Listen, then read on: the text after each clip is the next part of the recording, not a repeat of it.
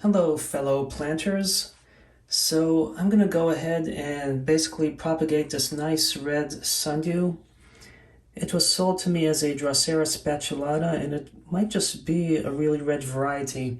I recently purchased the book Drosera Of The World. It's a 3-volume reference set that's not in print anymore, sorry.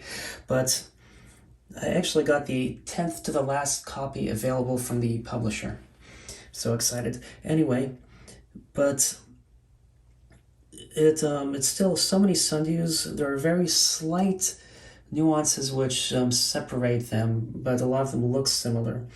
Anyway, I'm going to be propagating this because I like this sundew a lot, especially how even the petiole is all red. And it came really well packed, if you saw my video on how well it was packaged. And it also had live sphagnum moss with it.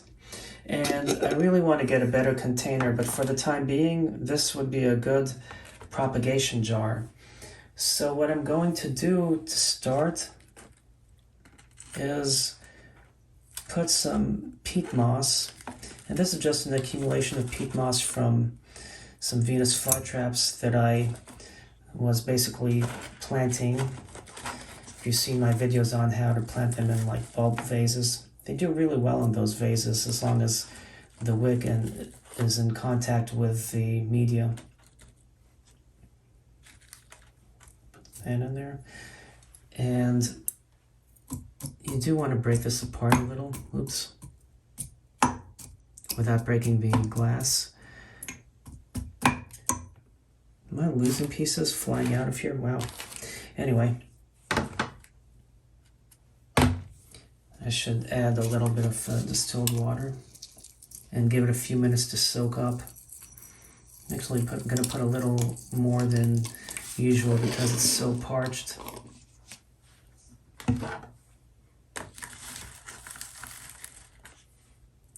And I do reuse a lot of peat moss.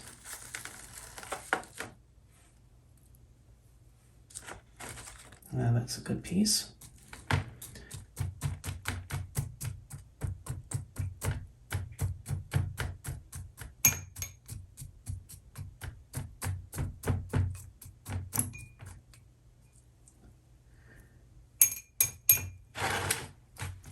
So anyway, I could probably put the whole thing, but I don't want to overfill this.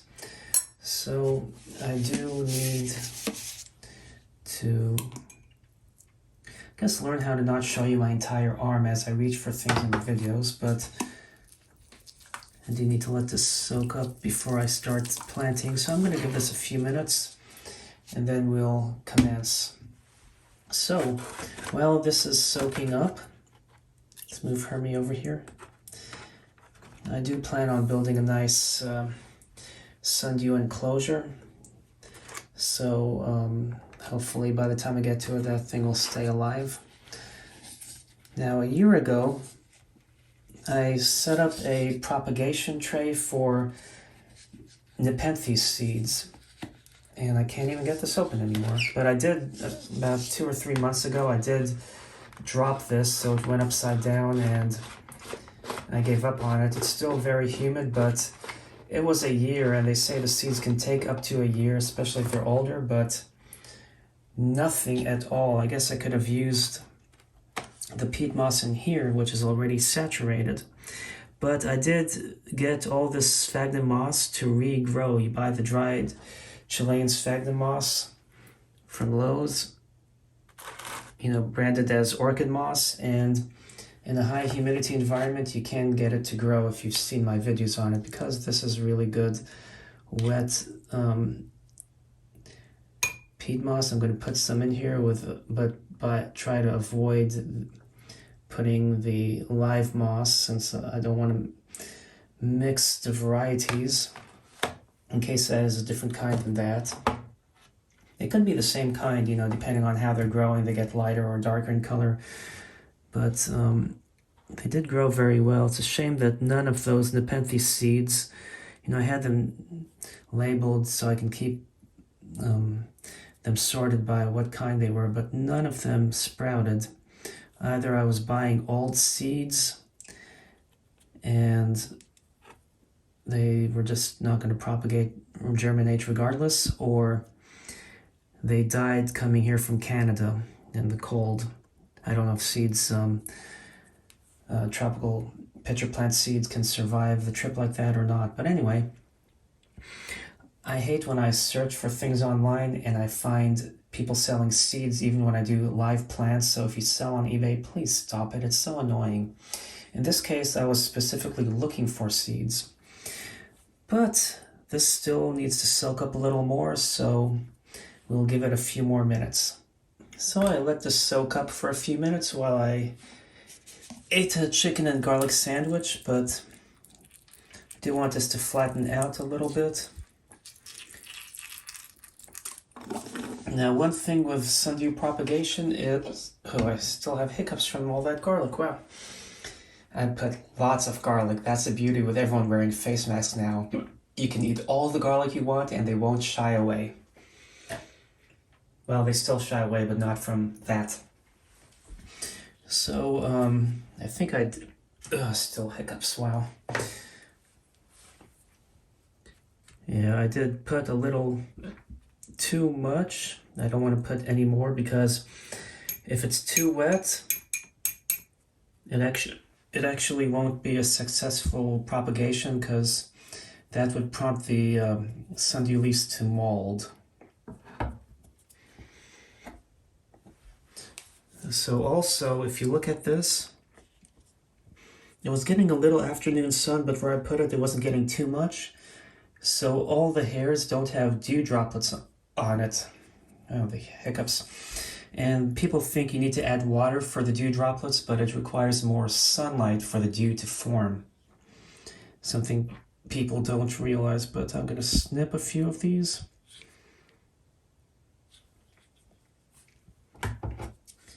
And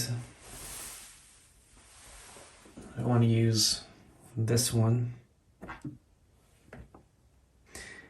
And I'm going to set them just like I did in my other video. And this is the way I found more success with more than even the water method. People always say, oh, you float it in water and you can propagate, but this way has given me more success. Well, those hiccups.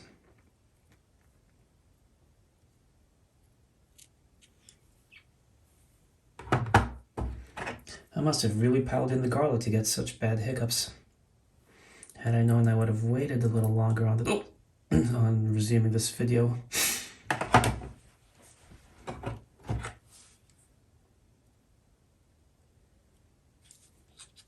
No, the sundew was just sitting on top. Lovely.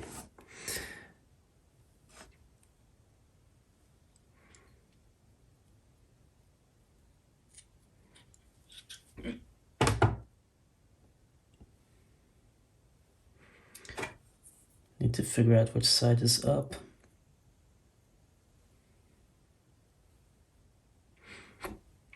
Even this leaf here, it looks like it's not very healthy. It's an alder leaf. I have had them to successfully grow new plantlets as well. So don't just say, oh, it's old, why bother? Try.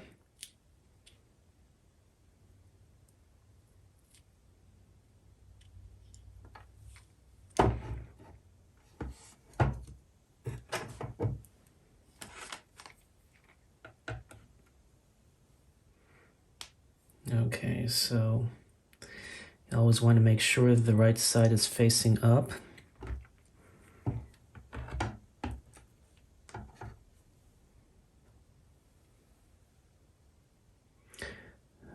I'm sure some people will be wondering, wait, they come in the right and left side? You know what I mean, right as in correct side. Let me elaborate.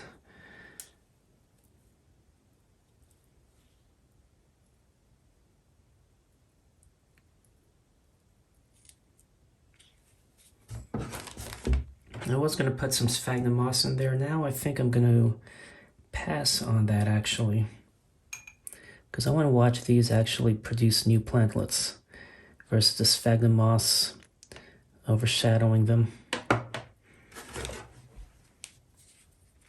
So this I'll put it in a terrarium with other sundews until I set one up specifically for it. I wonder if that teeny weeny piece that fell, is that red? Yep, it's a leaf fragment. We'll see if that grows, or I'll forget about it and not see if it grows if it doesn't. Here are two at once.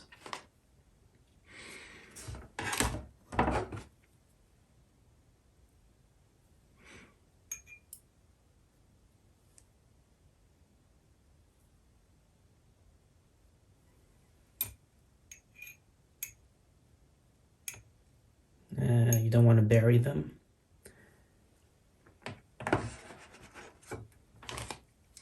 Look at this, I cut the pieces unevenly.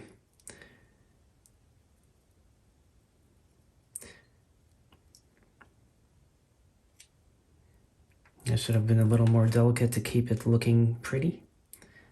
I feel pretty, oh so pretty. But now it can't even sing that song, can it?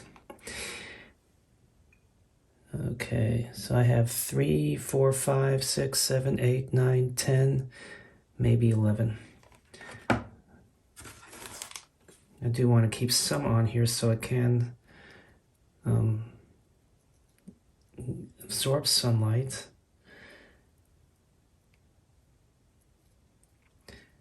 But I also don't want to shortchange myself and not propagate enough of them.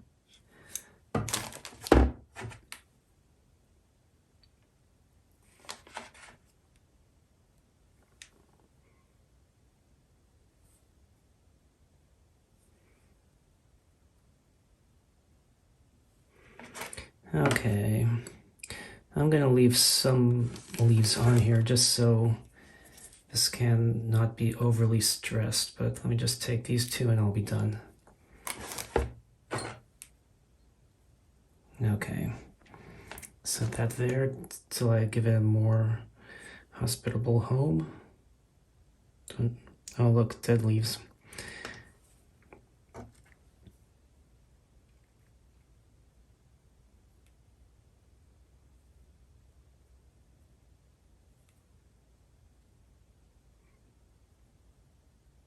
Okay, that's the top. It was a little tricky to see. Probably need some reading glasses soon.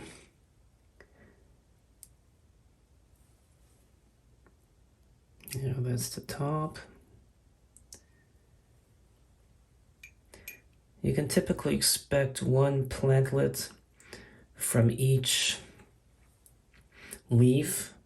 Certain varieties will produce more than one, and some other varieties like Filiformis, you chop them into smaller segments. Now, as an added bonus in this video, I was cleaning up some sphagnum moss from yesterday and I found this red dragon, or Akai Ryu, or however you want to pronounce it, Venus Flytrap, and I usually don't propagate them in high humidity, but I'm going to try with this one just to do so. Okay, I'm going to bury this well too. And an added bonus to the, oh, there's a little, that one leaf has a little bit of vestige of life still left in it. These dead leaves, there's a little red, and as long as it doesn't mold, I can keep it in there. I just want to put the right side up.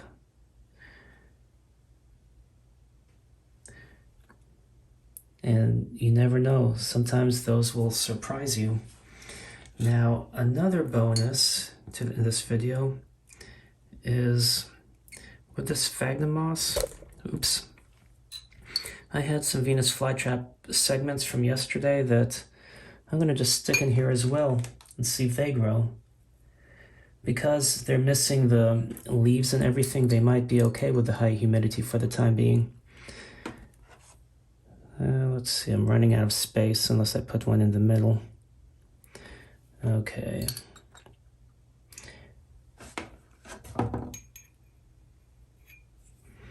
So that will be nice if these actually do grow new Venus flytraps from this setup. Now I'm not going to put the lid on too tight because I do want you know, it to have some airflow. Like the other terrariums I have them in, the lid just sits on top, it doesn't screw on tight. So yeah, I'll just throw that out. Anyway, and we'll see if these will produce. I hope you enjoyed this video. Thanks for watching and happy planting.